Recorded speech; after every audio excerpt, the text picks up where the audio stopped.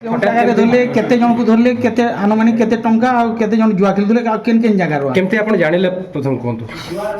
ଦେଖନ୍ତୁ ଏସ୍ପି ସମ୍ବଲପୁର ଆମକୁ ଗୋଟେ ଖବର ଆସିଥିଲା ଯେ ଆମର ଉପହାର ପ୍ୟାଲେସ୍ରେ ଗୋଟେ ଜୁଆ ଚାଲିଛି ଏବଂ ସେଥିରେ ଏସ୍ପିଙ୍କ ନିର୍ଦ୍ଦେଶ କ୍ରମେ ଆମର ଧନୁପାଲି ଆଇସି ଆଦିତ୍ୟ ମହାକୁଡ଼ ଏବଂ ତାଙ୍କ ଟିମ୍ ଉପହାର ପ୍ୟାଲେସ୍ 105 ନମ୍ବର ରୁମ୍ରେ ରାଇଡ୍ କରିଥିଲେ ଏବଂ ରାଇଡ୍ କଲା ପରେ ଯେତେବେଳେ କବାଟ ଠକ୍ ଠକ୍ କରାହେଲା ସେମାନେ ପୋଲିସ ଜାଣିକିରି ଯେଉଁ ଟଙ୍କା ଗୁଡ଼ାକ ସେମାନେ ଯେଉଁ କମୋଡ଼ ଭିତରେ ତାକୁ ପକାଇ ଦେଇଥିଲେ।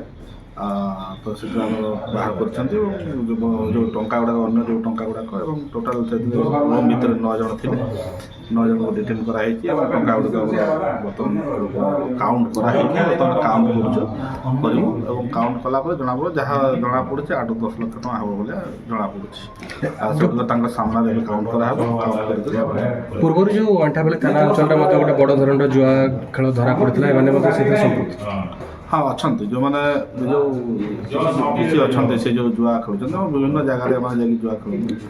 ଏମାନେ ଅଭ୍ୟାସଗତ ଜୁଆରୀ ହିସାବରେ ଅଛନ୍ତି ଏବଂ ସେମାନେ ବିଭିନ୍ନ ଆମର ଜଣେ ଗେଟି ଟକି ଜଣେ ମାନେ ବେଙ୍ଗନପଡ଼ାର ଅଛନ୍ତି, ଏଠାପାଳରେ ଅଛନ୍ତି, ଗୋଶାଳାରେ ଅଛନ୍ତି, ବିଭିନ୍ନ ଅଞ୍ଚଳରେ ଅଛନ୍ତି।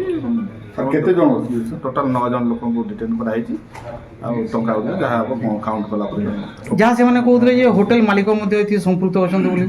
ଆଚ୍ଛା ହୋଟେଲ ସେଟା ଆମେ ଭେରିଫାଏ କରିବୁ ନିଶ୍ଚିତ ଭାବରେ, ଯେହେତୁ ଏତେ ଟଙ୍କାର ଚାଲିଛି ଏବଂ ଖାଇବା ପିଇବା ସବୁ ଆସୁଛି, ୱେଟର ଆସୁଛି ଖାଇବା ଦେଇକି ଯାଉଛି, ନେଇକି ଯାଉଛି, ଅର୍ଡ଼ର ନେଇକି ଯାଉଛି, ତ ନିଶ୍ଚିତ ଭାବରେ ସେ ଦେଖୁଥିବେ ବି ସେମାନଙ୍କର ନିଶ୍ଚିତ ଭାବରେ ତାଙ୍କର ଜାଣତରେ ହେଉଥିବ, ଏଇଟା ଆମେ ଭେରିଫାଏ କରିବୁ।